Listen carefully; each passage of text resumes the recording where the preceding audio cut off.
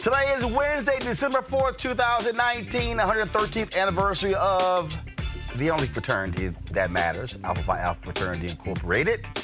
All right, folks, in today's show, bitch-ass George Zimmerman. He's suing the family of Trayvon Martin for $100 million. Yeah, that's what I call George Zimmerman, bitch-ass. Today was the first impeachment hearing held by the House Judiciary Committee. Congresswoman Karen Bass will join us to talk about what took place today. And a white woman accuses a black playwright of racism after viewing his dumbass slave play. Yeah, I called it that. And if that's not enough, another crazy-ass white woman calling the cops on a man who was just trying to visit his aunt in New York. Plus, in Alabama, a statue of Rosa Parks is unveiled in Montgomery. We'll show it to you. And we got some other stuff we'll talk about. It's time to bring the funk. Oh, also, Gabrielle Union speaks out after her 5-hour meeting with NBC after being fired from America's Got Talent. I will let you know what took place. It's time to bring the funk on Roland Martin Unfiltered, 06 style. Let's go.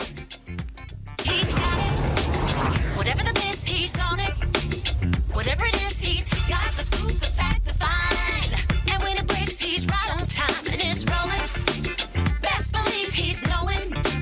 Putting it down from sports to news to politics. With entertainment just for kicks, he's rolling. It's on go, y'all. It's Roland Martin, rolling with Roland now. He's funk, he's fresh, he's real, the best, you know he's Roland Martin now.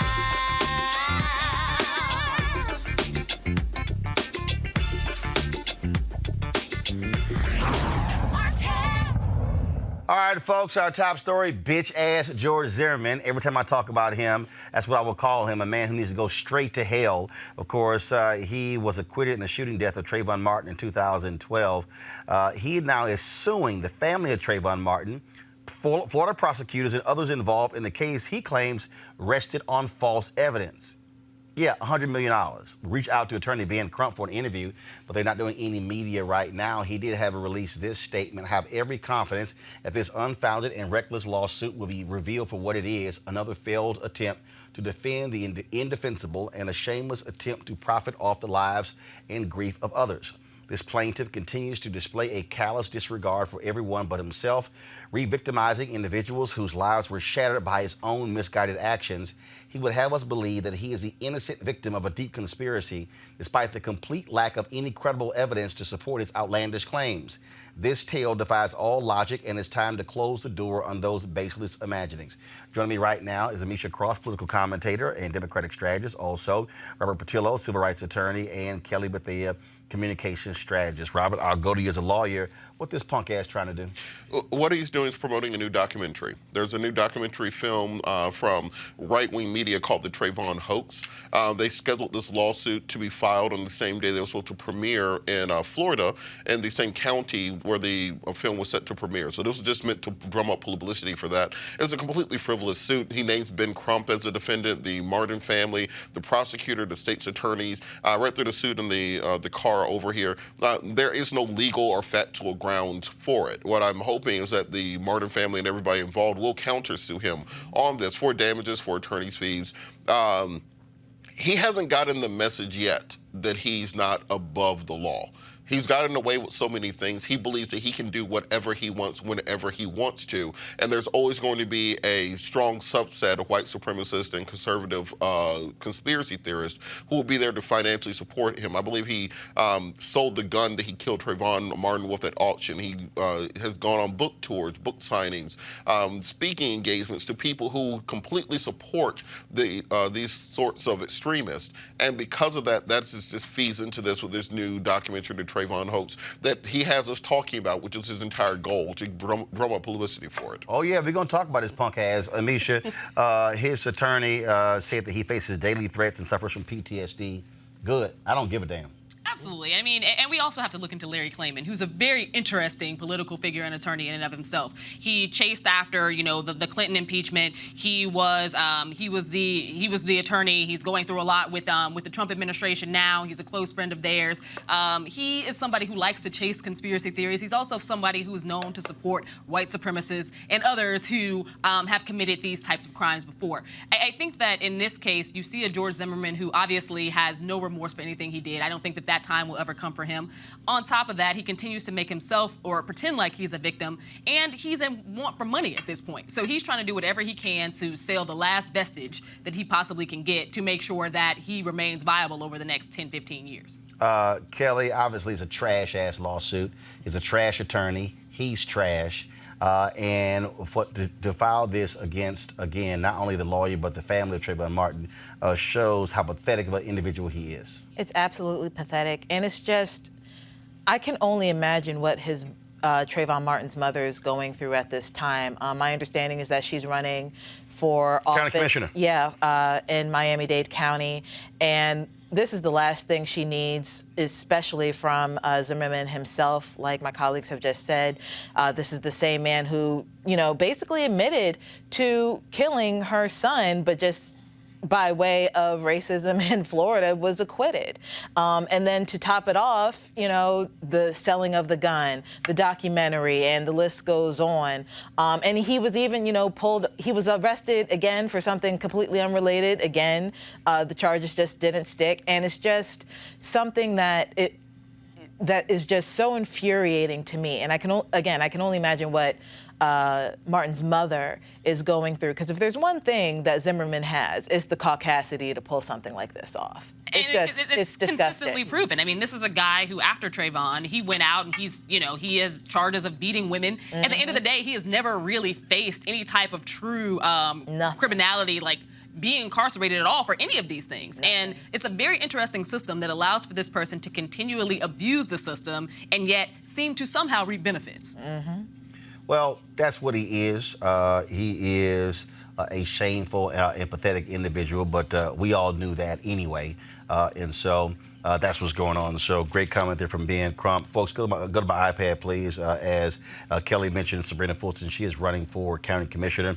Brittany Pagnetti sent this out. She says George Zimmerman is trending for being an audaciously racist fool, but Trayvon Martin mom, Sabrina Fulton, is running for county commissioner in Miami. Let's redirect energy to her and fill her coffers with donations and volunteers. Hashtag I'm with Sabrina. And of course, her website is sabrinafulton.com. It's sabrinafulton.com. All right, folks, speaking of a lawsuit, just saw this story here in Atlanta Journal-Constitution, and that is Dwayne Walker, who works at CNN, claims that filed a lawsuit. He previously sued CNN over discrimination charges. Filed a lawsuit where he says that a supervisor there threatened to kill him. According to his Atlanta Journal-Constitution story, the story here says that in August in the bathroom, Whit Freeze, vice president and group creative director, August 15th of 2019, the CNN Center in Atlanta, told him to just drop it. And Walker, of course, what are you talking about? It was a lawsuit that Walker had filed in May. Well, he filed that in May, and then he said, and Freeze said, if you fuck with my money, I will kill you. Well, Walker says 5 days after the encounter, Walker went to CNN Human Resources, met with the HR manager. They placed Walker, the brother, on administrative leave the next day. He's been on administrative leave for the last 3 months and claims that nothing has been done against the person who made that comment against him and that nothing has taken place. Of course, again, he had previously filed a lawsuit against CNN, a class action lawsuit. First filed a complaint at EEOC, then a federal lawsuit in 2015. The judge dismissed the lawsuit, noting that he wasn't qualified for 7 of the 9 positions he claimed he should have been considered for. But he has a new attorney who filed another lawsuit. I mean, this is a continuation, Robert, of what has been happening at CNN with black employees filing EEOC complaints and lawsuits since Jeff Zucker took over. A number of those were settled. A lot of people, and I know some people who got 7-figure settlements out of this deal. Well, I think a big part of what goes into this is now that we have the over the past couple of years, people become more familiar with labor law. As I got a certification in labor law when I was in law school, and at the time, it was something where people did not quite know the human resources process, the filing of a complaint process, and what the outcome should be. So it was very easy to simply pay people off or to fire people, and they never actually exercise their right. I think it's a great thing now where if people do feel that their rights are being infringed upon, there have been a violation, they know how to go through the proper channels, go through your direct supervisor, go through human resources, file your EEOC complaint, get your right to sue letter, going through the entire process to make sure they get some justice out of it, and not simply being a victim of a far more powerful bargaining partner. These stories are interesting because, again, what often happens is in media, folks say, don't sue, it's going to end your career. But there were a number of black employees who simply got fed up, who filed the EEOC complaints. Many did not want to go forward with the lawsuit. They went ahead and took the settlements that were offered. And again, like I say, I know a couple of folks who got seven-figure settlements after they said they were being targeted. Folks saying they were coming in late. And then they actually had documentation where other people they worked with were coming in late, and they said, "Oh, I'm sorry, but what did you say to them?" Complaining about not getting promotions, things along those lines. No, I like that you point that out because I think that there has to be an understanding that a great amount of bravery comes in when someone does decide that they want to file an EEOC complaint, when they want to report this level of misconduct, especially from some of these major networks, because the idea of retaliation and actual retaliation and your name being basically mud in the industry is very real. So when you have folks who decide that, they're fed up and this is what they're going to do, it makes it better for the next people coming along. But I do think that for those, CNN has a problem. And CNN has a very documented problem at this point, specifically when it comes to the targeting of minorities. And I think that they're going to have to really come to grips with it, because the more public this becomes, the worse it's going to become for them. Because to argue and to continually throw shade at some of the other networks around a variety of things, from media bias to other things, but pull down the veil of where you are and you're steadily disintegrating the amount of minorities you have there and pushing the ones out who are currently there is going to be a real problem. And Kelly, this was one of the reasons why, with NABJ and Vice President Digital, why we were critical of CNN for the lack of promotion of African Americans, and we also called on their new owner AT&T to do a civil rights audit across the board to have an understanding of what are the conditions in the climate like for black employees at CNN. Absolutely, and I echo the sentiments of my colleagues here. I applaud this particular employee for going and suing, because I've been in situations, and I know plenty of other people who have been in situations where they feel like their voice can't be heard, and therefore, like Robert was saying, just kind of don't exercise the rights that they know they have, but maybe for whatever reason, be it, you're early in your career, you need that connection down the line, it just doesn't pan out the way that you wanted to be in your favor.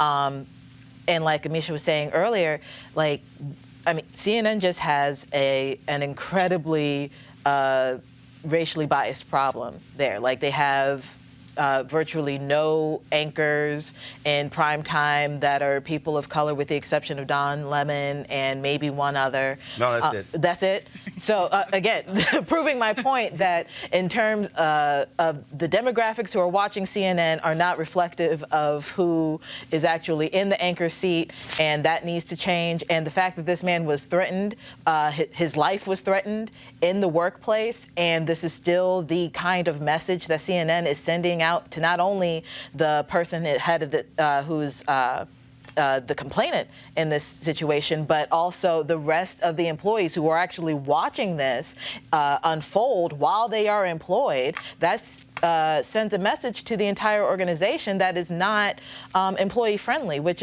it's just absurd. You have to stop that. So here's an update on the case of Gabrielle Union. Of course, she claimed that there were issues of workplace misconduct for America's Got Talent. Well, they announced in November they were not renewing her contract. She was getting $12 million a year as one of the judges. They claimed that they were sort of cycling out two of the judges, both who were in their first year. The two male judges, Simon Cowell, his company owns the show, and Howie Mandel, who's been there for 10 years. they were not being, quote, refreshed. She talked about, of course, a racial joke that Jay Leno told that never aired, but that was unsettling to some of the other employees, those who were Asian. She talked about getting excessive notes about her appearance and her hair, saying it was too black from executives with the network, NBC.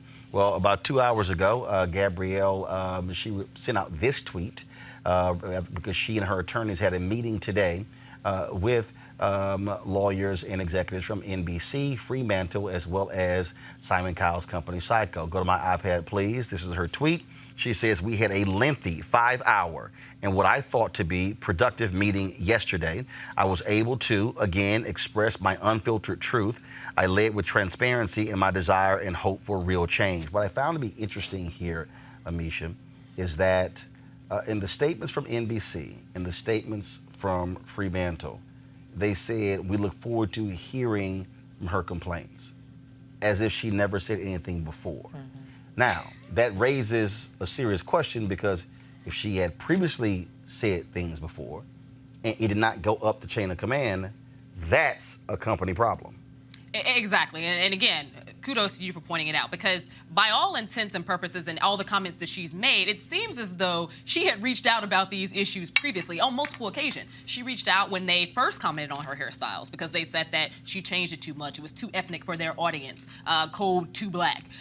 They made some racially derogatory comments about some of the actual participants in the show who happened to be young African-American males, and how they felt that they were ghetto and that they weren't going to be representative of the country if they were to proceed and move forward in the competition.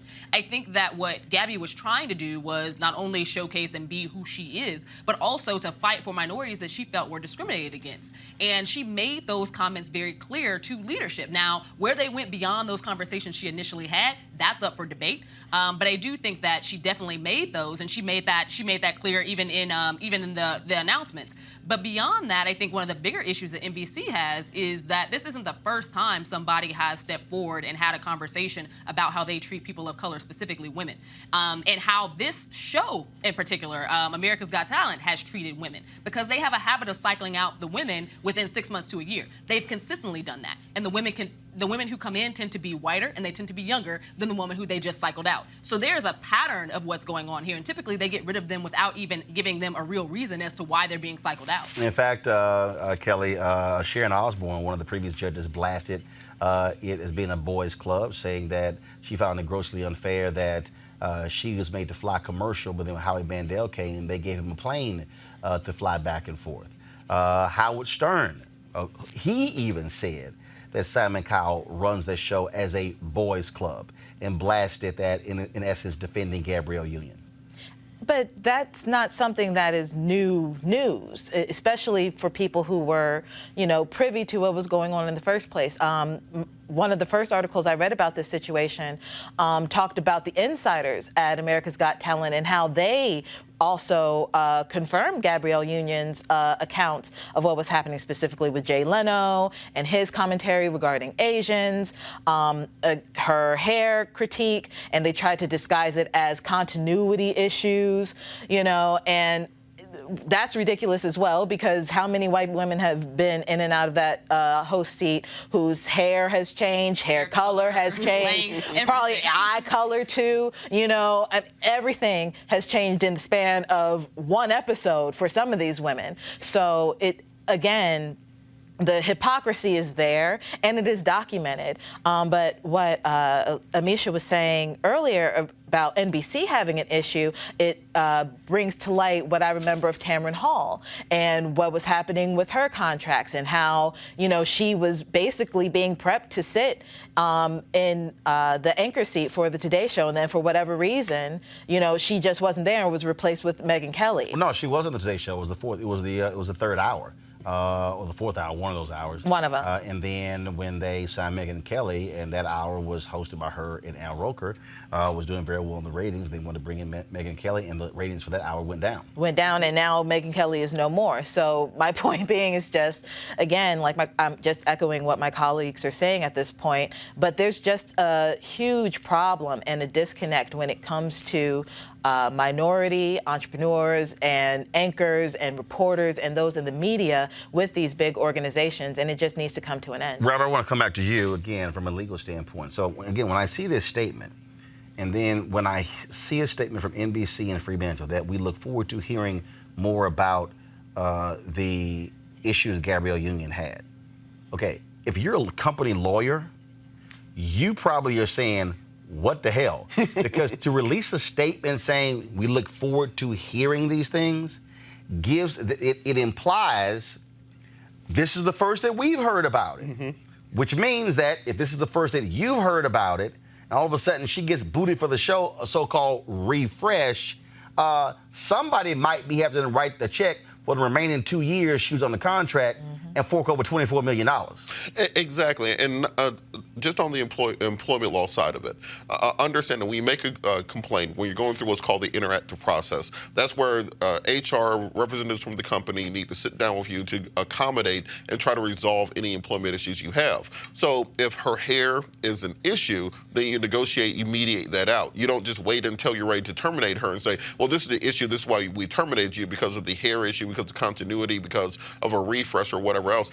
And just on a side note, like being black, you can't win for losing sometimes. If one of the Kardashians wears some black hair, they say, oh my God, Khloe Kardashian invented black hair. Or Miley Cyrus starts twerking, she invented that too. But when you, as an African-American woman, wears your natural black hair, that's a problem. When if white kids want to take black culture and black rap music and dance and all that stuff, it's fine. If a black kid actually wants to express that on a TV show, now they're being too ghetto. Like it's like, what standard you actually want to hold us to? Well, and the crazy thing here was, again, it's a refresh.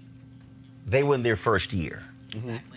Her and Juliana Hough were in their first year. And I also want to... Okay, 3-year contract, series of three one-year contracts, but the first year. And the ratings were really strong. That was my point. I'm like, a refresh, when your ratings went up this season, is the highest of their last 2 seasons. So I'm like... And it's all from Gabrielle Union. That was the thing. So, like, if you look at the ratings and where they came from and where the most especially on social media, the interactions regarding America's Got Talent was predominantly on Gabrielle Union's page and her affiliated pages. Who had never watched the show. Never watched and it, that's and they why came we have solely that for phrase. her. That's that bullshit right there. I mean, that's what that is. I mean, anybody can see right through. So she's saying, oh, so I had these complaints.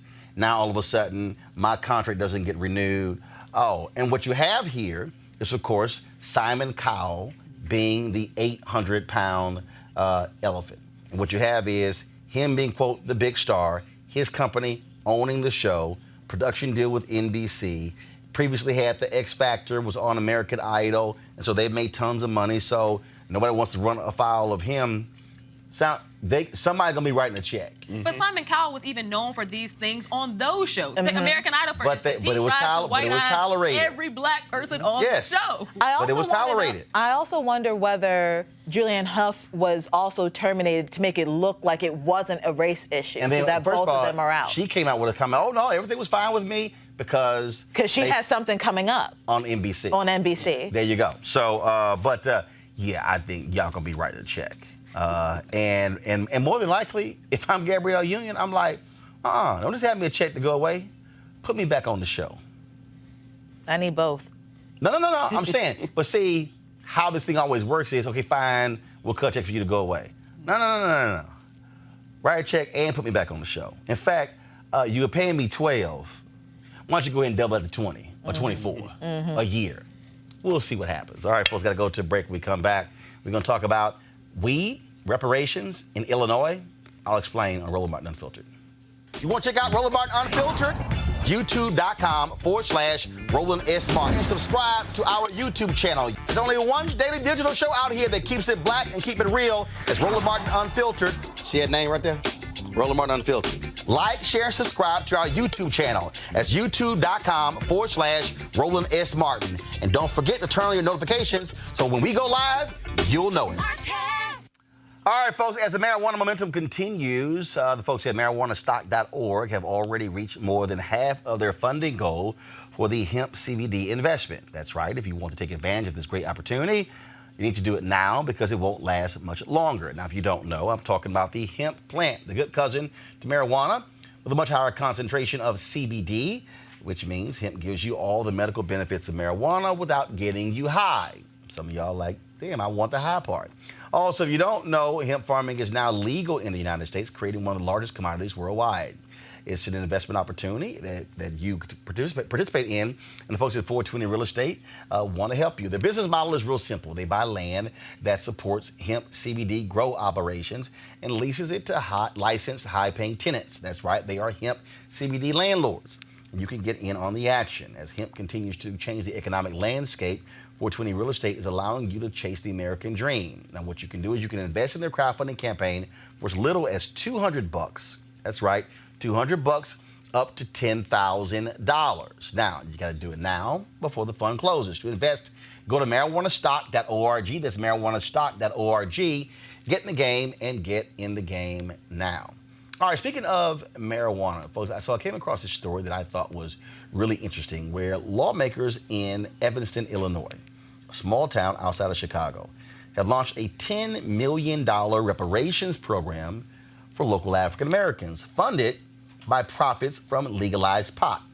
And when recreational marijuana sold from state licensed dispensaries becomes legal in Illinois next year, the sales tax will be applied to housing and education incentives to address the lingering effects of slavery. Joining me right now is Robin Rue Simmons, an alderman in Evanston, Illinois. So first of all, housing and education incentives. So let's do this here. So explain to me, how did this come about? Like, whose idea was it? How did it happen?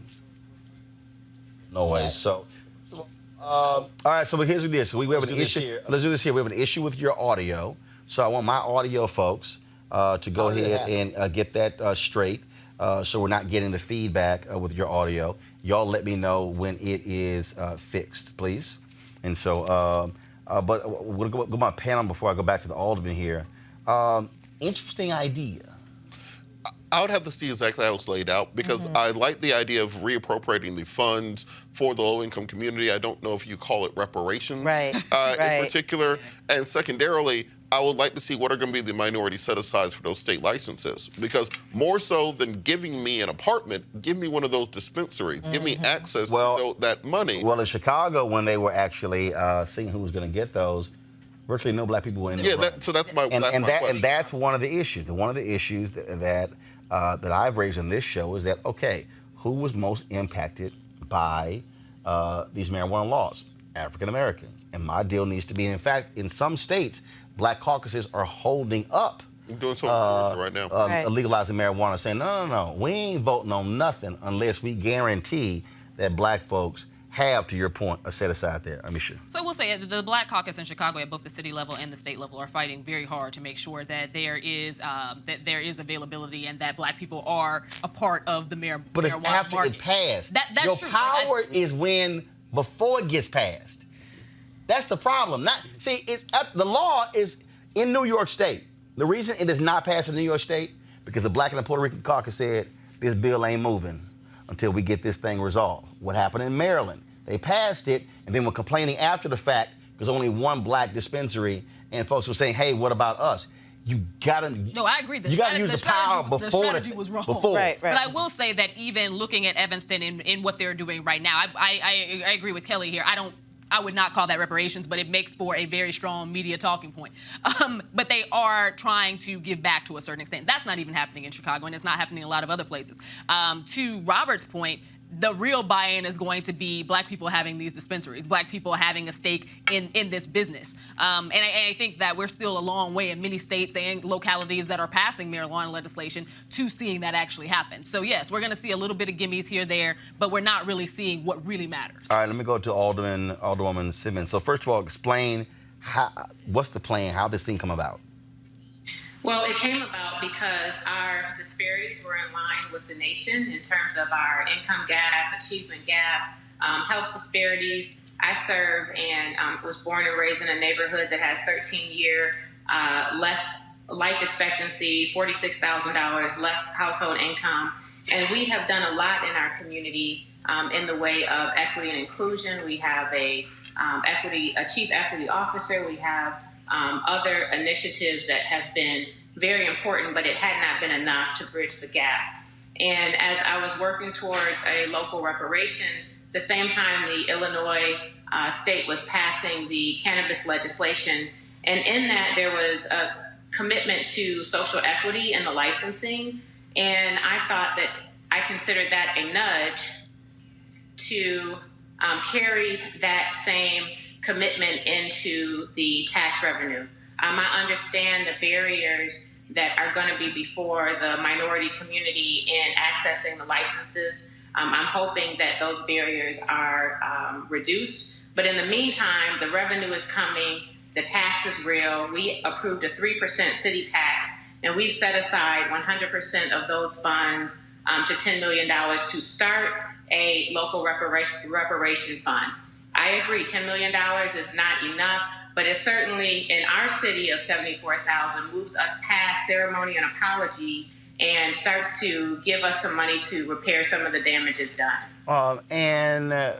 So it will go into a fund, and then what happens? That is yet to be determined. We have an important community town hall meeting December 11th, next week. NARC, the National African American Reparation Commission, will be coming in from D.C. along with Danny Glover for us to continue that conversation and decide on what initiatives that build wealth and strengthen community and improve the infrastructure in the historically Black and redline neighborhoods we will approve for these funds, and actually who will be approved. So we have more work ahead of us, but it certainly was an important step for us to set aside $10 million to start the fund. The fund is open and accepting contributions from foundations, institutions, families. We've already received at least a donation from an important organization in town. And my hope was that this would start us in the right direction past apology and ceremony. And so it passed 8-1. Yes. When you talk about using this tax, but also Evanston, to explain this, Evanston opting out of the state program. Explain, what does that mean? Opting out of the state program, I'm not sure. We have accepted the cannabis legislation. We have one existing medical dispensary that will operate as a recreational dispensary starting on January 1. And we have approved 2 additional licenses. So those licenses are yet to actually be approved, but we have identified room for 2 additional licenses. So we plan to operate 3 recreational dispensaries in our city, and we fully plan to work with the social equity component in terms of the licensing. So Evanston actually is in. Other Chicago suburbs have opted out. The city expects this to generate $500 to $700,000 annually, but it's going to cap at $10 million. Why the cap? Well, it's a $10 million. It's a 10-year program right now. I agree. Maybe we should not have a cap, but we've been able to get it approved with a 10-year program. And the cap on $10 million, the first $10 million of the revenue. There's a lot more room for improvement, I'm sure, and I'm hoping that we will continue to improve this program. And we are very, very aware of the sensitivities of what is reparation. I don't know any dollar amount that can damage the repair to our community and our people, the crimes against humanity that we still deal with the impact today. But I am pleased with our city that we've made a very big step in the right direction. All right, then. Alderman Simmons, we appreciate it. Thanks a lot. Thank you. Kelly, I want to go to you. I think probably, so what's interesting about this, so it's being called reparations, but you're talking about housing and education, but they still don't know how it's going to work. And so I think to Amisha's point, putting reparations in it is getting the attention, but that's not necessarily what it is. Yeah, I think that the word reparations, especially in this election cycle, is kind of like the code word for Black people are going to get something, or Black people are going to be considered. Last election cycle was Black Lives Matter. The election cycle before it was probably criminal justice reform or something equivalent. So I'm not necessarily harping on the fact that it's being called reparations. My concern is marijuana notwithstanding, the principle of the matter being you taxing the weed, the taxes or the proceeds going to us, right? And I caution how that's going to be structured, mainly because I'm looking at what Maryland did. Not necessarily, again, not talking about marijuana, but I remember when Maryland finally passed legislation regarding casinos, and the whole push regarding the casinos is like we're going to get so much money, and that money's going to go to the school system, and we're going to rebuild Baltimore, et cetera, et cetera, et cetera. And what happened was, it's not that that money didn't go there. What happened was that the money went, but the budget was such that it basically broke even. So the money that was there before the casino money came in, that was being pulled out as the casino money was coming in, such that it was still basically the same amount of money being distributed to whatever the budget was being appropriated for that year. So what happens with that? So what happened is that, yes, the casinos, were passed, overwhelmingly so, because this was the promise made. And technically speaking, the promise was kept, but the effect was basically kind of like chilled. My secondary issue, though, with this one is that Evanston is one of the most highly property-rich and valued areas in Chicagoland in general. Yep. Mm-hmm. So for the argument to be that, some of the Black kids or, minority kids in general aren't necessarily receiving the same, particularly in schools and housing, as some of the white kids, I really want to see what those numbers are, because by and large, everyone in that area is doing a lot better off than people in all the surrounding areas. According to the city, the Black-white gap financially is 46,000. And on top of that, I would ask more so, what are they pushing their electeds for? Because at the end of the day, if you want a certain appropriation for your schools, you want it for your housing, this should have been done before you had, the backing or trying to push for this with marijuana legislation. You could have done this years ago. Where is the process of this coming about 5, 10, even 3 years ago, before this marijuana piece was ever actually... And what's being taken away in lieu of this coming in? And let's not let the perfect be the enemy of the good. Good first step. I applaud them for doing so. I applaud them for recognizing racial disparity, but do work the details out. I think that's an important point, that we need to work out the details on how exactly this will work and what's going to be the criminal justice aspect of it. Are we going to be expunging people's criminal records for marijuana? Are we going to stop allowing people to, are we going to stop marijuana from being probable cause for searches by police officers? Those sorts of things I think should also be included in it. You know what, though? So let me speak to that. So 420 Real Estate is one of our sponsors, and when I met with them, we talked. They wanted to have these town halls around the country, and they wanted to make expungement a big part of the deal. And I told them no. I said, now let me explain. I said, there are groups that are already doing that. Mm-hmm.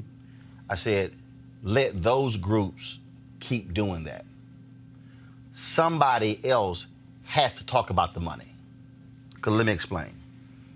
I think part of the problem, if anybody who saw my conversation with John Hope Bryant will understand this, is that one of the mistakes that I believe that we make as African Americans, and I said this when I hosted the State of Black America panel in Indianapolis, and I asked them the question, if you had to name the top 5 issues facing African Americans, money is not going to be in the top 5.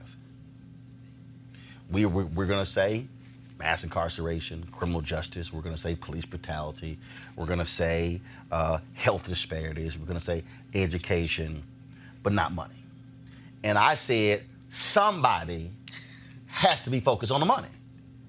Because, I mean, it's sort of like in the Black community, whenever we're having these economic conversations, it's the NAACP, the Urban League, National Action Network, Rainbow Push.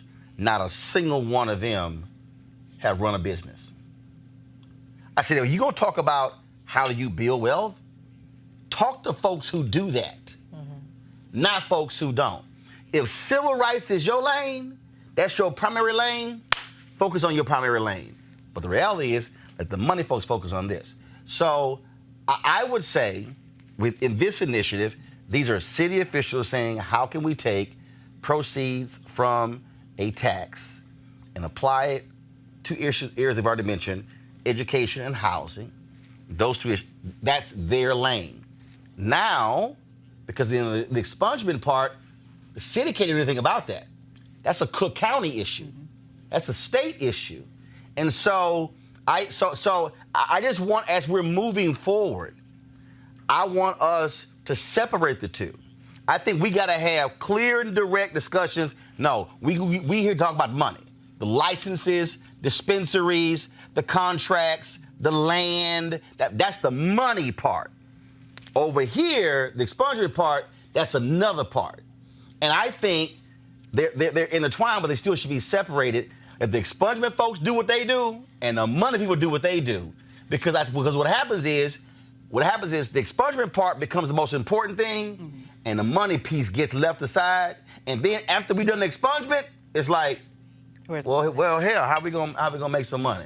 But that's part of the reason I think that you kind of have to tie them, because we usually get one bite at the apple. So we're going to get something done for us. That if we do the money part first and then do the expungement part second, no. expungement will never happen. No, what I'm saying is, they're operating in tandem. What I'm saying is, but the people who do the money part ain't the folks who should be doing the expungement part, because that's not what they do. That's the lawyers. That's the legal people. That's what they do. The money people should be training and educating our people on the money part. Don't you know being a lawyer makes you good at everything? No, player. No, that ain't gonna work. And I'm telling you, I agree with you, though. I mean, what y'all gotta say, I have seen this my entire career. People ask me to moderate a panel, and I'm like, ain't nobody on this panel with a business. Like, I love it when people have this, let's talk about entrepreneurship, and then I'm like, who's qualified? ain't no damn entrepreneur up here. That's like saying, let's talk about, let's talk about the law. Ain't nobody a lawyer? I'm just saying. I just think sometimes that we really have some backwards conversations. And so what I encourage 420 Real Estate and these other people, I'm like, no. We gotta have people whose sole job is educating our folk on the money piece, because that's what some folks don't know. And that's a huge mistake I think we make a lot of times, where we don't elevate the money people. I told Ron Buzz with the U.S. Black Chambers, Inc., I said, you should never allow a discussion or a panel discussion to be held when they talk about black wealth and black businesses and y'all sitting in the audience. I said, stand up in the middle of that sucker and say, I don't know how in the hell y'all picked them people here, but somebody who is on the black business side need to be on a panel talking about black business. And that's just the one thing that just sort of drives me crazy all the time we do that. So hopefully, they got details to work out. And so, even though it's being called a reparations program, I think that's the sexy title, but that's not really what it is, because frankly, we really don't know what it is yet, because we just know some money is going to go into a fund that's going to be capped at $10 million over 10 years. Now they got to figure out what they're going to do with the fund. Which is a good start. No, absolutely. No, but it's how it goes back to, and I use them all the time in my speeches. It goes back to how you use to Maynard Jackson. His grandfather taught him the 3 B's: the ballot, the book, and the buck. How you use your political power to deal with economic power. And too often it's just been political power, not on the economic piece. And I keep telling all these different people how you have to use that. When I talked to the Maryland Black Caucus, I said, you should go back and say very simply, if you get a state contract, you should go to the banks where you deposit state money and say, banks, you should be supplying lines of credit to any business that has already been approved for a state contract. I said, that ain't race-based, that's state-based. That is what Jackson did, which allowed black businesses who couldn't float their businesses for 6 months because the city paid on 180 days to be able to still eat. But again, that's using political power. And too often, a lot of political people don't understand how those RFP processes work, how the bureaucracy works. So we get excited by the elected official without realizing it's that bureaucrat who's really responsible for writing the rules and things along those lines. And that's just one of the things that we got to be able to focus on. All right, folks, got to go to a break. We come back, more Roland Martin Unfiltered. You know we got another crazy-ass white person. Y'all, really, really ignorant. I can't wait to show y'all. Back in a moment. You want to check out Roland Martin Unfiltered? YouTube.com/Roland S. Martin. And subscribe to our YouTube channel. There's only one daily digital show out here that keeps it black and keep it real. It's Roland Martin Unfiltered. See that name right there? Roland Martin Unfiltered. Like, share, and subscribe to our YouTube channel. That's youtube.com/Roland S. Martin. And don't forget to turn on your notifications so when we go live, you'll know it. All right, folks, today the House back in session and more of the impeachment inquiry of Donald Trump. We got video of some of the witnesses? If so, roll it.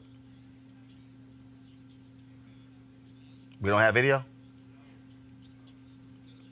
Y'all really didn't get video? Oh, my God. Okay. Seriously? All right.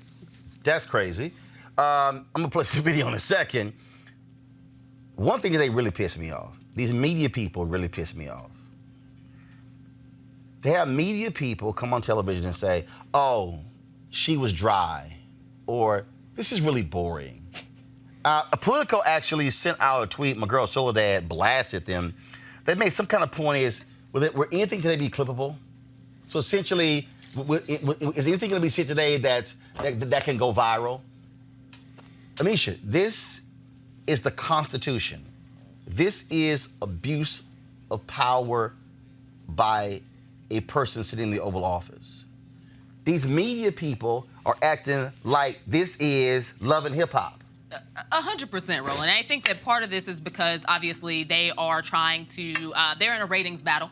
And at any point when somebody says something that they can get to go viral or something that they can easily put in a snippet, turn it into a GIF, make it a meme, this is going to be a great thing and everybody's going to be talking about it for the next few days. When you have career professionals that are largely professorial, most of what they're going to give you from a legal standpoint, from an academic standpoint, is not going to be something that is Real Housewives of Atlanta level excitement. But to your point, what was done today and what has been done over the course of this time has been painting the picture of what this president actually did, painting the picture from start to finish about why this is wrong, about the legality issues surrounding it, about how this affects our democracy. And I think that they laid that out well. To have media professionals who have argued time and time again that we should follow this because of the constitutional implications of this presidency, to say basically, they couldn't find anything, or, there wasn't anything clippable, or there wasn't anything they could really tweet about, that's a problem. Because the whole point wasn't to get you a viral moment. That's not the point of this impeachment process at all. That's not the point of these hearings. It's, again, so that the public would be able to see a lot of the conversation that has been happening behind the scenes, that has been happening behind closed doors, so that there would be a stronger understanding of the impeachable conduct that this president has done. That, to me, Robert, is what is a joke from when media people go, this is just so boring. Okay, first of all, I've seen a number of congressional hearings. They're not exciting, okay? It's a bunch of people sitting behind microphones. There's a table in front. A witness is sitting there, typically reading testimony, asking questions, and really what you're watching is the grandstanding of members of Congress, okay? But this is not exciting. It's actually sobering when you talk about going through the process of impeaching a president when it has only happened 3 times in the history of the country. Well, let's understand. This is why Trump wins. This is why Trump is winning. This is why Trump will win. Trump has mastered the media. Trump understands that impeachment is a hybrid process. It's a hybrid process between the legal and the political. So you have the legal aspects of it, in which case he's dead to rights. So this is going to a magistrate judge somewhere, and you didn't have to worry about public opinion, then yeah, this will be over by Friday afternoon. But the fact that this is dependent upon public officials, this is dependent upon public opinion.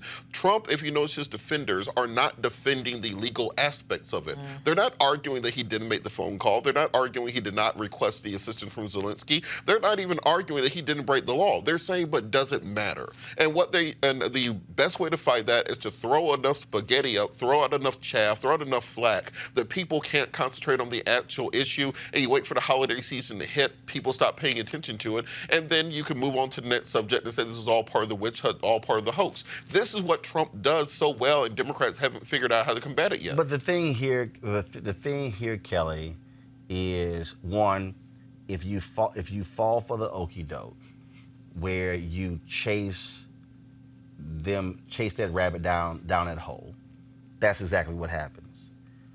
Democrats, and I think people are also making a mistake here, and people say, this is just completely helping Trump. I disagree, because what you also have to do is continuously say case after case after case, and all of a sudden, using folks' own words. You got Mick Mulvaney, who went to the microphone, who came, I was a quid pro quo. Oh, no, I didn't really mean that. Mm-hmm. No, we know exactly what you said. He said everybody does it. Right. When you see what's happening now with the folks who were indicted, who were associates of Rudy Giuliani, and now saying we have tapes, things we're gonna turn over as well, that thing begins to build. The problem I have is when you have the gatekeepers who then say, before there's a single testimony, this is boring, okay, I'm being put to sleep, okay, whatever. So in essence, they are amplifying the exact thing that Trump wants them to say. And not only are they amplifying it, frankly, they're just not doing their job.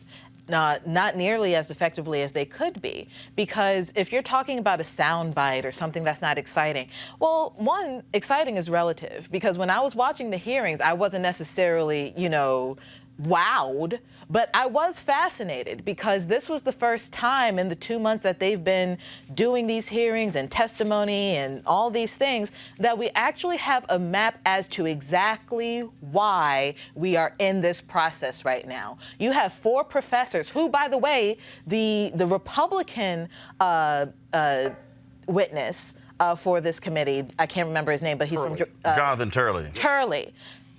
Nobody, him included, are Trump supporters. And yet all of them were there, whether they were on one side of the aisle or not, to defend the Constitution.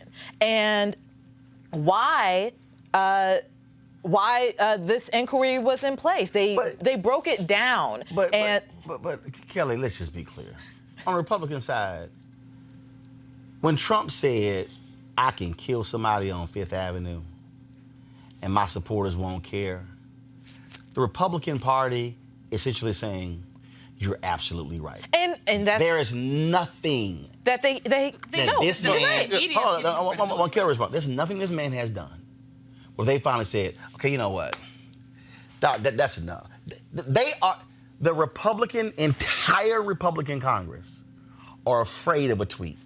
They are afraid of being trolled by Trump. Because they know that their constituents are following Trump and not, the people who they voted for. You know what? I disagree. I just really believe, I think that they are so weak. I think they're so weak. As long as they don't tweet about me. So, well, they don't want And so for them to say things privately, and then to go out there and say the opposite. Well, they don't want anything in the public to, put them. It's laughable. It's laughable, but it's because they want to be reelected. This is the party that has tried to consistently stake itself as the constitutionalist. Right. Hardcore. And at the end law of the day, and order, morals, values, principles, the founding fathers, the original intent of the doc. All of it flies out the window with this presidency. Let me get nerdy for a second. That was actually the most interesting thing from the hearing today. Thank you. Jonathan Turley's testimony, where most Republicans consider Scalia to be the gold standard of judges, of Supreme Court jurists. And Scalia was always an original intentist who believed that we need to go back to what the founders believed in when they wrote the Constitution. Turley argued the exact opposite today, saying that we should take a 2019 interpretation of what bribery is, basically saying, well, the president can do a little bit of bribery. Like, he can do some bribery, but they meant bribery. But here's what was funny. I'm going to bring up Congresswoman Karen Bass right now, California, chairwoman of the Congressional Black Caucus. Congresswoman, it was so hilarious to sit there and watch Jonathan Turley say, oh, no, the president hasn't committed, a crime, anything like that. This is the same dude who actually argued this. This is the same guy who argued this when Bill Clinton was going through impeachment hearings. Y'all go to my iPad. No matter how you feel about President Clinton, and I don't dislike President Clinton, I voted for President Clinton. But no matter how you feel about President Clinton, no matter how you feel about the independent counsel, by his own conduct, he has deprived himself of the perceived legitimacy to govern. You need both political and legal legitimacy to govern this nation, because the president must be able to demand an absolute sacrifice from the public at a moment's notice. And when there's a question of legitimacy, it has to be resolved in a way that it doesn't divide, what Franklin referred to as irregular actions. To me, Congressman Karen Bass shows how laughable the Republicans who are defending Trump, they literally are saying the opposite of what they said when Bill Clinton was going through the same thing. Absolutely. I mean, I saw it, and I was surprised, frankly, that the witness that they chose was so weak. It was pretty amazing. I thought our witnesses were very strong. I thought Professor Kaplan was amazing. She didn't take any crap from the Republicans. She pushed back and made her stand very, very strong. So I just don't at this point understand what leg they have to stand on. And Michael Gerhardt, you talked about one of those constitutional law professors. This is what he said, and I think it was so on point, because it is what many of us have been saying, is that you cannot let a thug keep being a thug and somehow think he's going to turn into Prince Charming. This is what he had to say. If left unchecked, the president will likely continue his pattern of soliciting foreign interference on behalf of the next election, and of course, his obstruction of Congress. The fact that we can easily transpose the articles of impeachment against President Nixon onto the actions of this president speaks volumes. And that does not even include the most serious national security concerns and election interference concerns at the heart of this president's misconduct. No misconduct is more antithetical to our democracy, and nothing injures the American people more than a president who uses his power to weaken their authority under the Constitution, as well as the authority of the Constitution itself. May I read one more sentence, or I'm sorry. The witness may have another sentence or two. Thank you. If Congress fails to impeach here, then the impeachment process has lost all meaning. And along with that, our Constitution's carefully crafted safeguards against the establishment of a king on American soil. And therefore, I stand with the Constitution, and I stand with the framers who were committed to ensure that no one is above the law. And that is the fundamental issue, Congresswoman Bass. Donald Trump has actually said, I can do whatever I want. Exactly, because he has never understood the office that he was elected to. And to me, the thing that is so serious and so urgent about what we face right now is that this guy, we know that he interfered in the last election, but we have got to do everything we can to protect the next election. You know how we're all concerned about voter suppression? We're concerned about whether the Russians are going to intervene. Well, this guy has essentially attempted to intervene through using the threat to another country who was literally at war. We're going to withhold military aid from them until he investigates my opponent. So our next election is the election that's under threat, and that creates the urgency and the need to impeach him as fast as possible. Now, we need to have a thorough process. We need to have a transparent process. It needs to be completely inclusive, as it was.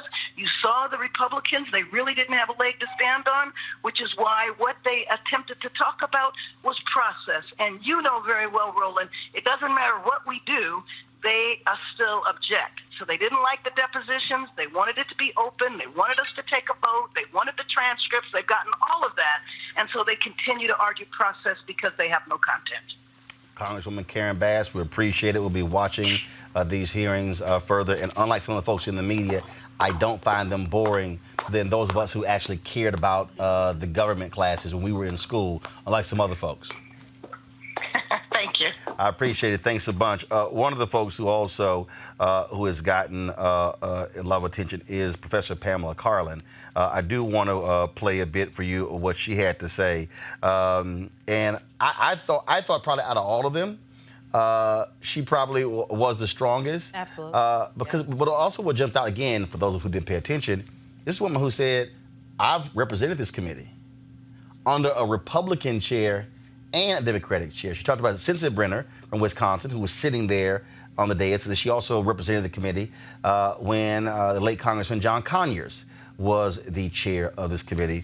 This, of course, is Professor Pamela Karlan in today's hearing. As President John Kennedy declared, the right to vote in a free American election is the most powerful and precious right in the world. But our elections become less free when they are distorted by foreign interference. What happened in 2016 was bad enough.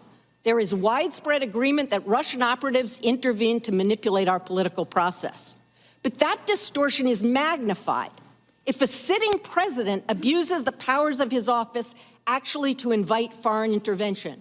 To see why, imagine living in a part of Louisiana or Texas that's prone to devastating hurricanes and flooding.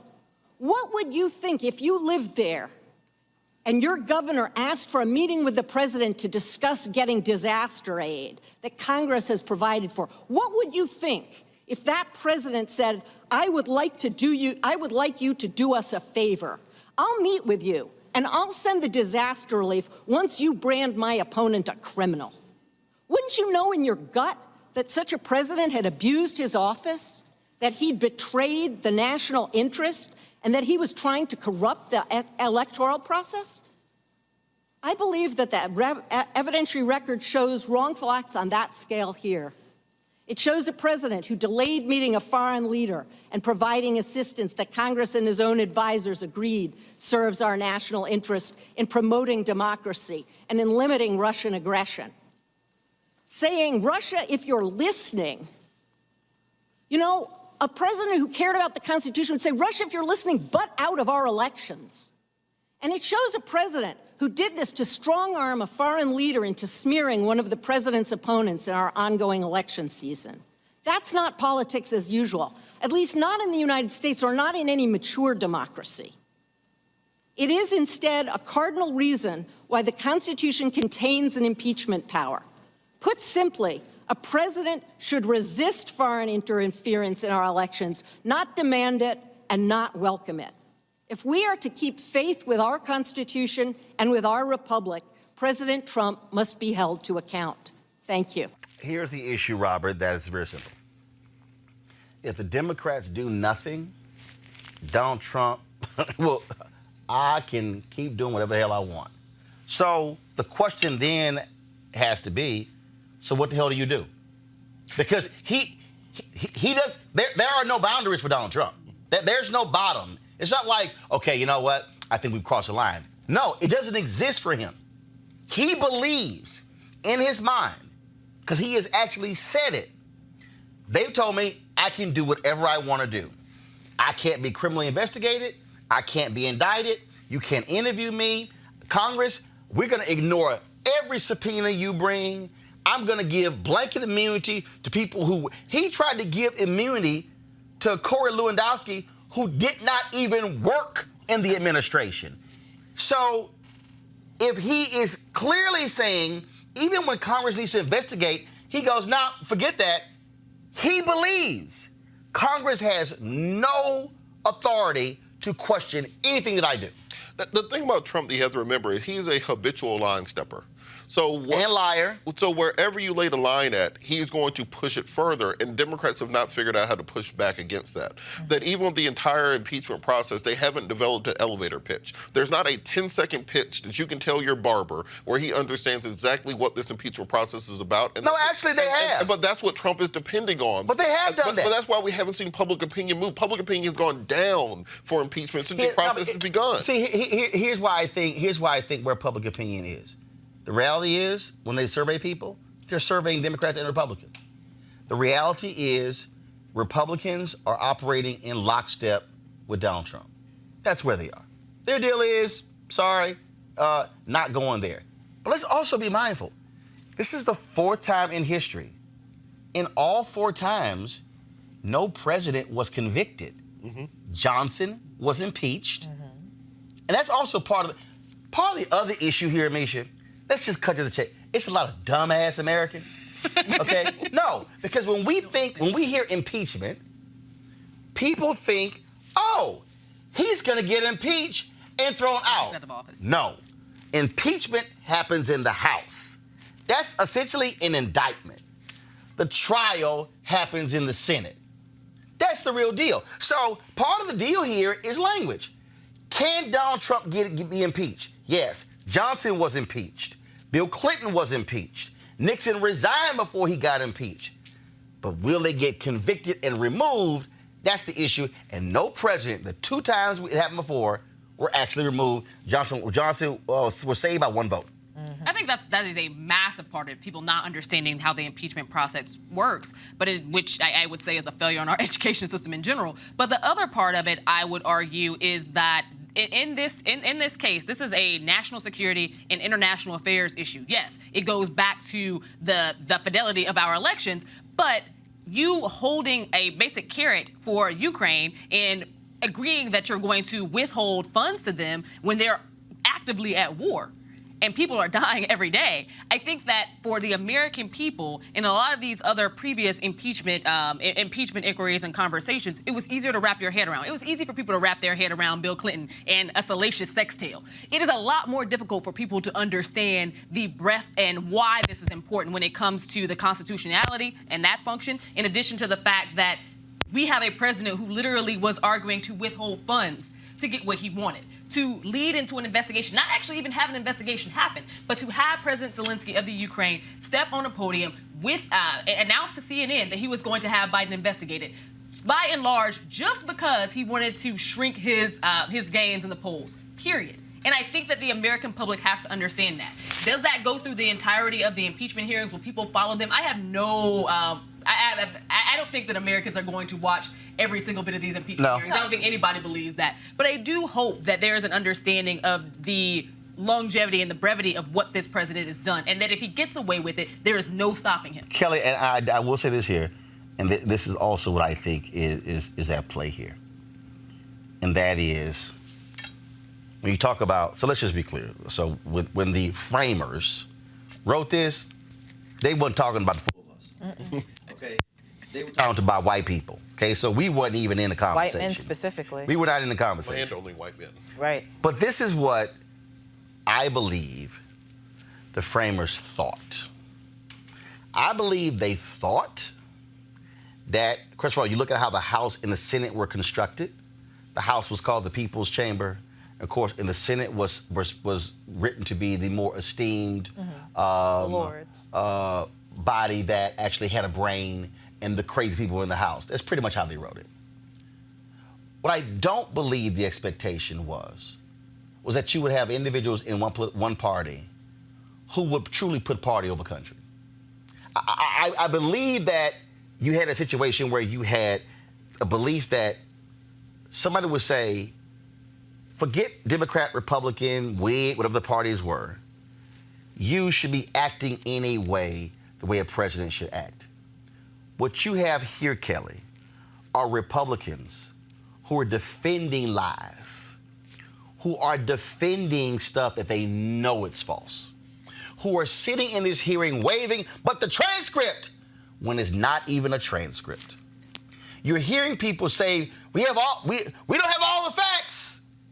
And you got a guy who said to the chief of staff, you ain't testifying. Bo, you ain't testifying. Say it to Sondland, you ain't testifying. Praised him, but then when he did testify, said, I ain't know who the hell he is. And so you've all of these going. I don't think they expected folks to truly say, yeah, we're just going to ignore all of that. Damn the country, damn facts, damn principles, damn values, damn morals, and we're just going to protect the thug at all costs. I also don't think that they anticipated the leader of the country disregarding the branches of government.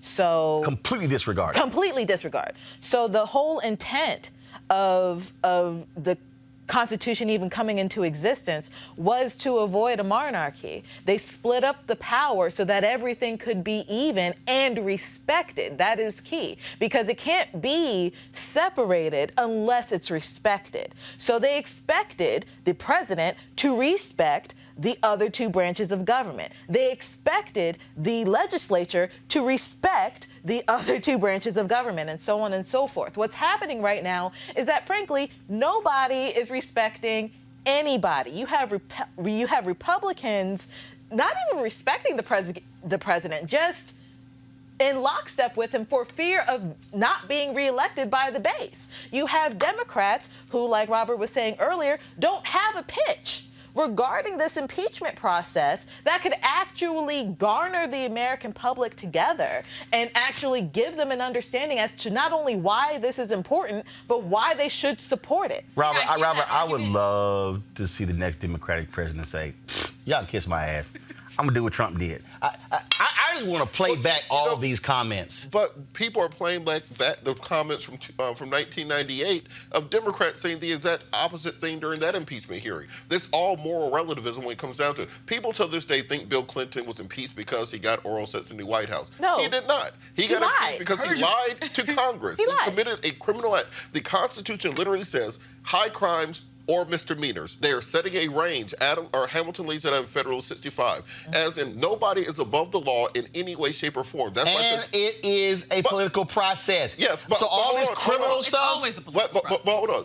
When they say, now we keep hearing about, is this an impeachable offense? That is a very dumb argument that everybody's making because people are dumb. They have to understand when they say high crimes or misdemeanors, they're setting a range. If the president steals a candy bar, that's a misdemeanor offense. That is an impeachable offense. They are letting the president of the United States know, regardless of your position, there is absolutely no law that you are above. So when you have this argument about whether or not it's an impeachable offense, everything's an impeachable offense if it's criminal at all. They allowed Congress to determine what the offense is. Right. So when you hear Republicans say, there's nothing criminal here. We're not talking about that. The Constitution don't say a damn thing about criminal. But hold on, even on that point, 52 U.S.C. 30121 subsection A2, it is illegal to solicit a foreign national for a thing of value. That is illegal. When the president gets on stage and says, Russia, if you're listening, please find Hillary's email. That is a solicitation. That's a solicitation of a foreign... That's all No, Robert, they said he was joking. When he says Ukraine and China, they should launch a major investigation into Biden. That is a solicitation of a foreign national. But they said he was joking. Solicitation does not matter about intent. If you pull up to a hooker right now, that's what I'm saying. I'm soliciting you. I was joking, my bad. Just because you didn't get none. The solicitation itself precisely is what is the criminal offense. That to me, why I just this is just so crazy. And so we're gonna keep following it. We'll keep talking about it as well. I do got to talk about this, y'all. During the Q&A following the performance of this dumbass Broadway slave play, a white woman was not happy. She started screaming at Jeremy Harris, the black gay playwright, and told him she is tired of the narrative that white people are racist. Lord, press play. I don't want to hear that white people are the fucking playwrights. Because you're talking about black artists right now.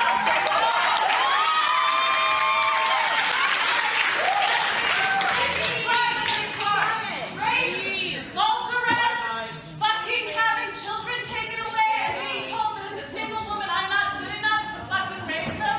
How the fuck am I not a fucking marginalized member of this goddamn society? We haven't said you are. I've never once said that you as a white woman are not a marginalized person, but if you heard that in my play, I don't know what to tell you. Perhaps read it or see it again.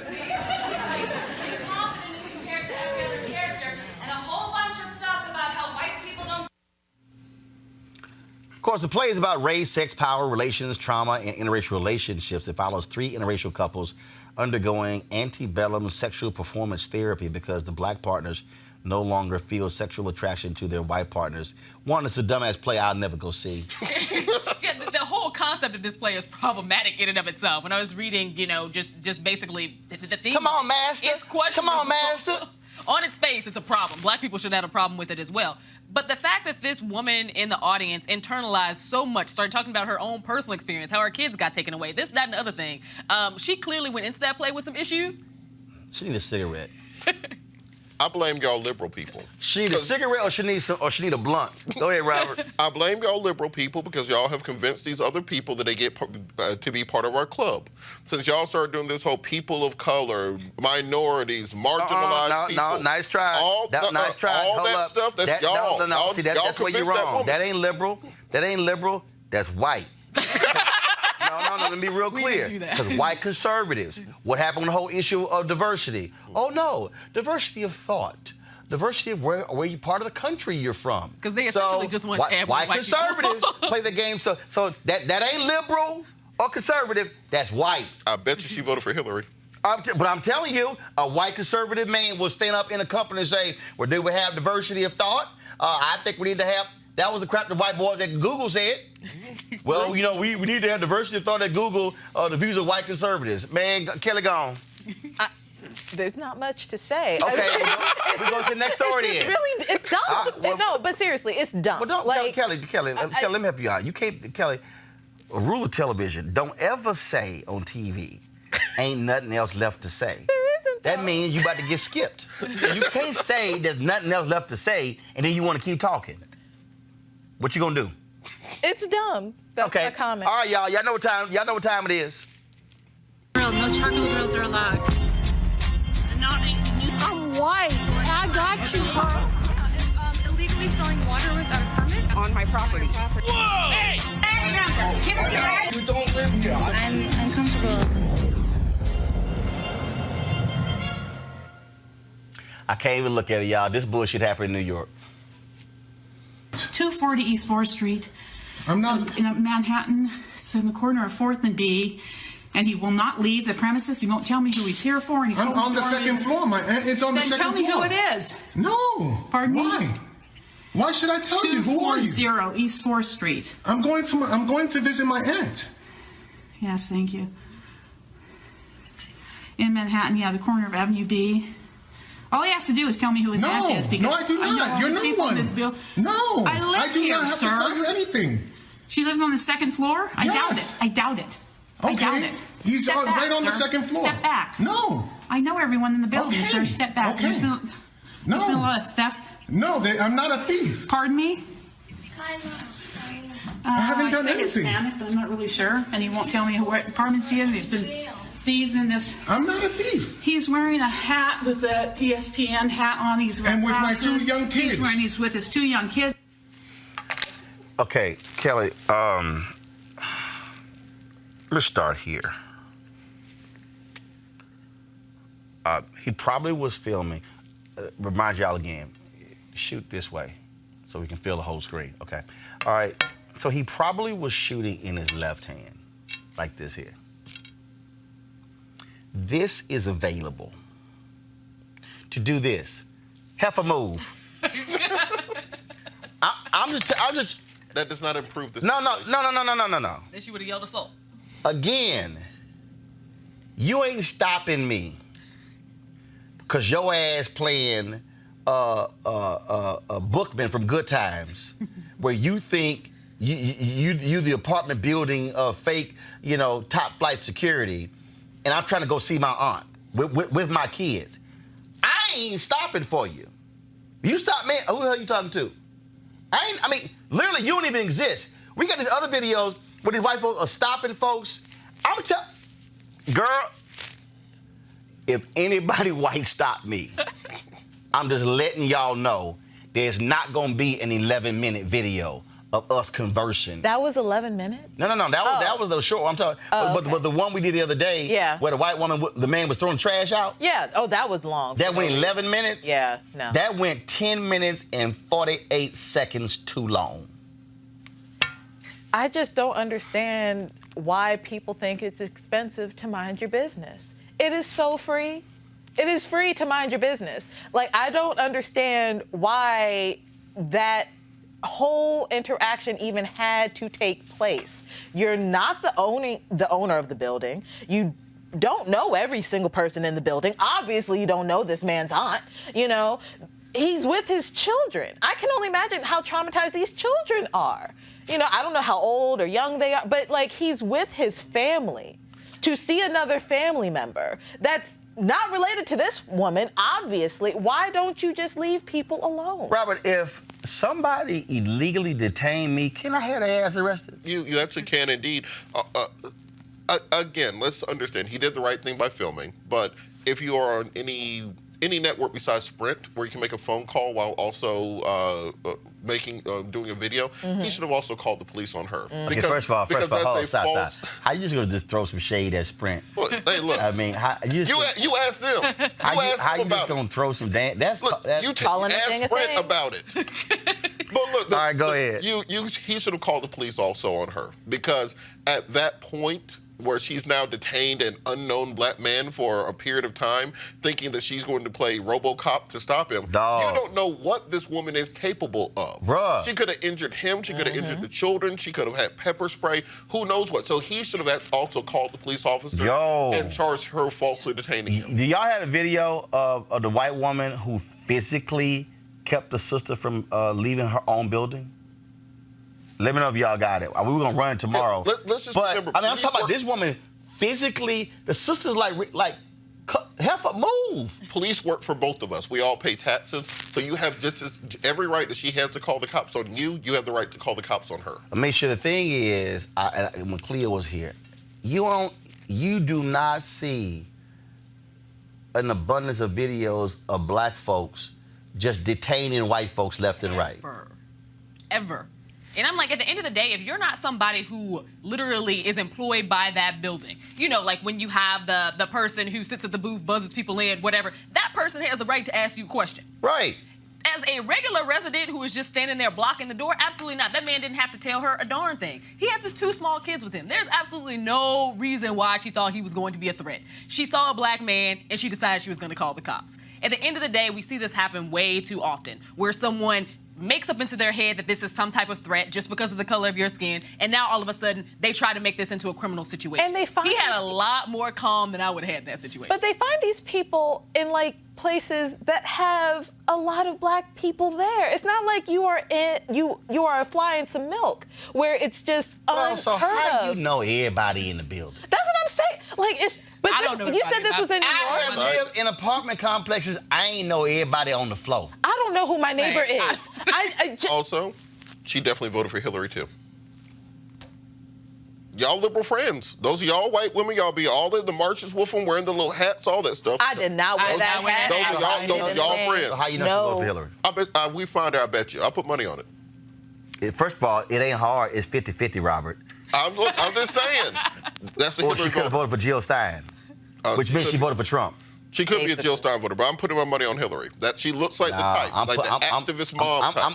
I'm putting my money on Trump because here's the reality. Since Trump got in the Oval Office, we have seen a rapid increase of crazy-ass white people doing stupid stuff like this here. I ain't quite see these videos popping up with regularity when Obama was in the office. We didn't have camera phones back then. That was 08. And what? Y'all had money. I didn't have no camera phone in 08. Yeah, your ass probably had you probably just got rid of your flip phone. I did. All right, y'all. A new statue of civil rights pioneer Rosa Parks was dedicated in Montgomery, Alabama on a Sunday marking the 64th anniversary of her refusal to give up her seat on a public bus to a white man. The first black mayor in Montgomery's history, Stephen Reed, who recently was sworn in, as well as trifling Alabama Governor Kay Ivey. They both pulled back a cloth. No, they wasn't Kay Ivey's Klan hood. They pulled back a cloth to unveil the statue before a crowd of about 400 folks. Also in attendance was Mary Louise Smith, a plaintiff in the court case that determined segregation on Montgomery buses was unconstitutional. And so, a statue that actually looks like Rosa Parks. Mm-hmm.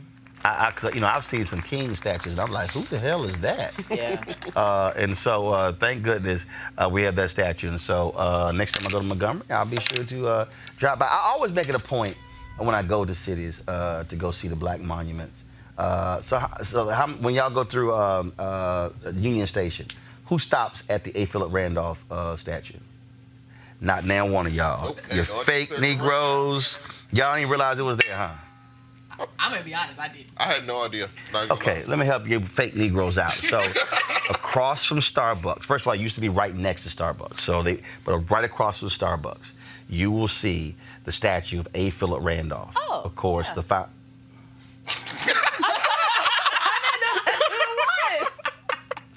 Hold up 1 second. Hold up 1 second. So your ass know the statue, but you didn't know who the hell A. Philip Randolph was. I never looked at the statue. I'm always just zipping and running out of Union Station. I never took the time to look at the statue. You do know who A. Philip Randolph yes, is. I know who he is. I didn't know, I'm not looking. It's a big-ass statue of a black man. It never caused you to say, I wonder who is this? No, because I have somewhere to go.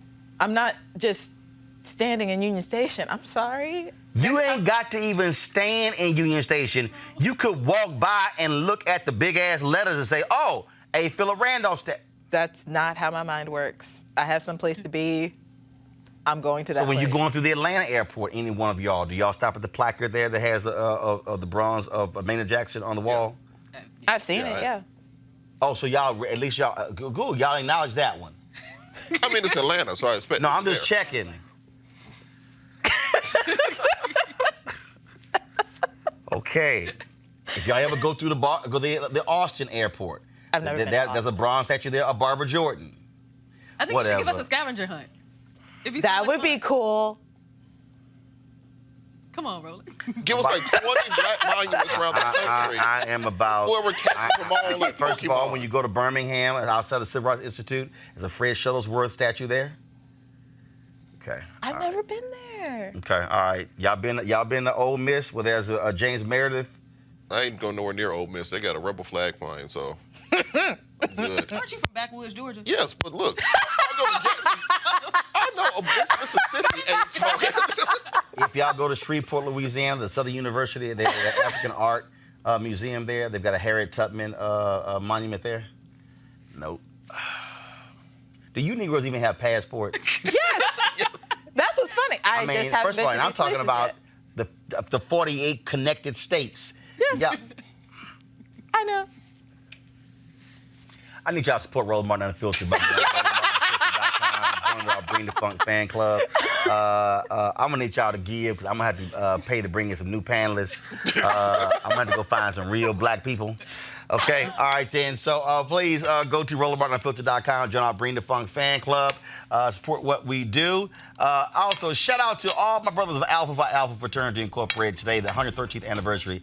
A-Phi-A founded December 4th, 1906 on the campus of Cornell University, first as a study group, and then, of course, became fraternity. That's for all you other fraternities where scholarship ain't really at the top of y'all list. Y'all know who I'm talking about. Y'all know. All the rest of y'all. And so I also called today a bow down day for all you Kappas, Omegas, Sigmas, and Iotas. Because remember, who's your daddy? Alpha. Just want to let y'all know that. All right, folks, I got to go. I'll see y'all tomorrow. And the next time Kelly, Robert, and Amisha come back, trust me, their black cards may be reinstated. Because today was a struggle black day. Because of a statue? Okay, a couple statues. It's a black man. Founded the first black labor. I got you. I got it. Can you at least just acknowledge this black man? I never did. I never said that he didn't exist. I just don't pay attention to the statue. The next time you walk past a damn statue and it almost look black, at least look at it. I will be sure to take a selfie the next time I'm in Union Station just for you. Next to that statue with my pumpkin spice latte. Right. A. Philip Randolph put all that work in for her ass to have a pumpkin spice latte. Oh, well, caramel brulee, because it's winter now. You know what? I can't even end on holla.